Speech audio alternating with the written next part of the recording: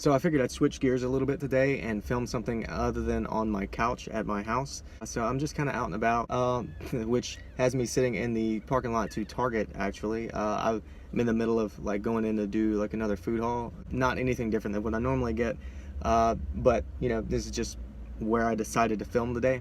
Just a little change of pace, get a little extra sunlight, that sort of thing. And the topic that I wanted to tackle today is mindset, not just in the respect of like working out or like, you know, watching your health and all that, but just your mindset in general on a day-to-day, like how you think about yourself, how you self-motivate, and that sort of thing. What basically gets you up and out of the house every day. And a friend of mine today actually mentioned something. He asked me, like, double checked like what days the videos usually come out on, and I kind of told him what I was mulling over for filming today, and then he made a comment about something that actually ties in to the subject of mindset, the phrase forward pressure. That's something that actually came out from the philosophy of the training that I do. It's like it's a core tenet to Jeet Kune Do, and that idea has kind of like rooted itself in and spread out into everything else that I do, more or less. That's the reason why I use the phrase all the time. Sometimes I know I say it and like people like laugh, they don't know what it means. Either that or it just doesn't make sense to them at all, even if they have an idea of what it means. I'll start there actually. Like, what it boils down to is no matter what happens in your life, I think I touched on it in the introduction video. If you just sit there and dwell on whatever negative thing happened, like you're just gonna stagnate. You're basically dead. Like you're not accomplishing anything. With that in mind, the phrase forward pressure is just like no matter how bad things get, you just keep pushing forward. That way, even if you do slip and fall, at least you're falling forward and you'll have your hands in front of you. So when it's time for you to get up and get moving again, you just push yourself up and just keep going. Anytime something starts to kind of drag me down, or I mean, hell, even in instances where like I'm having an exceedingly good day, I will randomly just say it, either to myself, to somebody else. It's just even a reinforcement of the idea. In addition to that, I wanted to talk about the effect that the people you surround yourself with have on you. There's a phrase, I can't really recall where it comes from, but I know I've heard it. It's like you are the sum of the 5 people that you spend the most time with. Realistically, I would say you're probably the sum of the 3 people you spend most time with. So it's paramount that you know, make sure that those people that are closest to you are quality people, not people who just waste their time one thing or another as an excuse as to why they can't get ahead or anything like that. I mean, yeah, there's a lot of situations where, you know, things can really get you down. There's a lot of really, you know, down on their luck people. They just can't seem to get a good handhold. And I mean, that's not to say that, you know, you shouldn't spend time around those people. I mean, hell, if they're your friends, you know, you should be there for them. You should be trying to have a positive impact in their life. Because if you think about it, the metric works the other way too.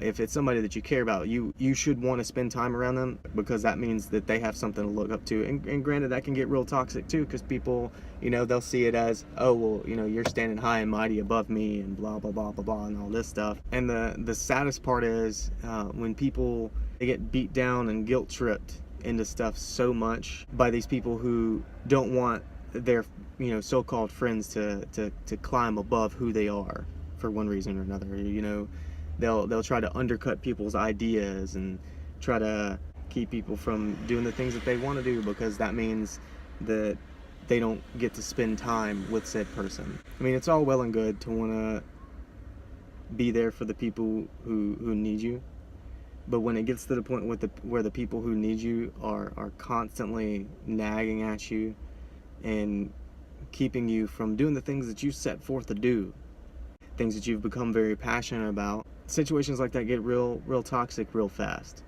And unfortunately, some people get to the point where they want to feel so validated by their friends' opinions of them, or even not even like people's friends, like people you don't even know.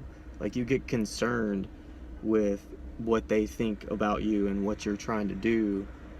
And you know, like I can sit up here on YouTube all day and like wax philosophic about all this stuff, and like I'm human, like I'm guilty of this stuff too. It happens all the time. Like I'll get real wound up about what they feel about me and what they say, and then when that changes, like it gets like ridiculous. You're standing on top of a mountain and then somebody just takes a bat straight to your knees.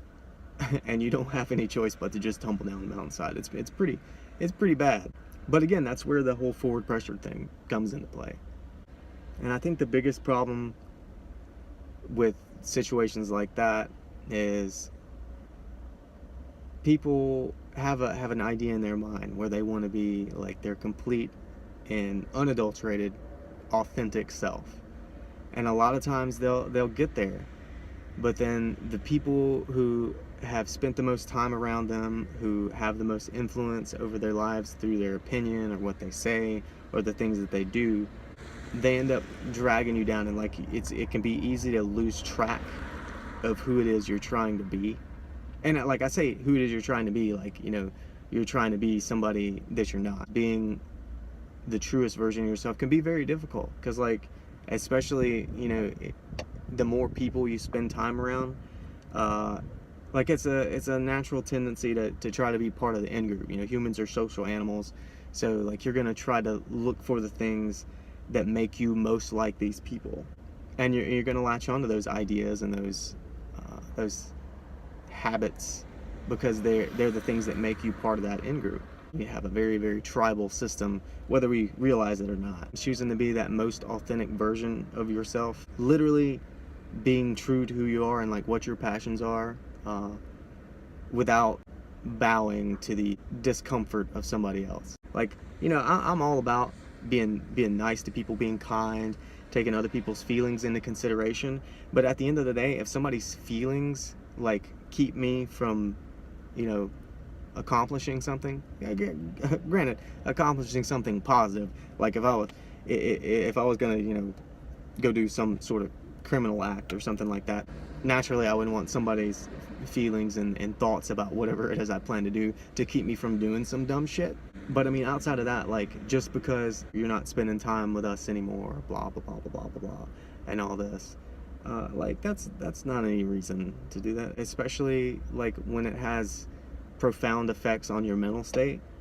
Like when it drags you down so much where it destroys your motivation to get out and do the things that are most important to you, that's when it's time to reevaluate those connections and think about the people you're surrounding yourself with.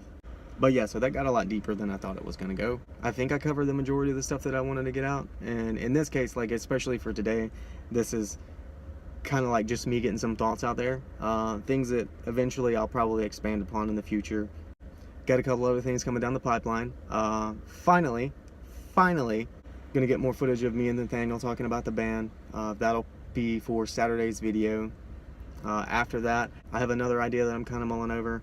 Gonna do like basically 2 videos back to back of like having like a guest on the vlog, which will be interesting.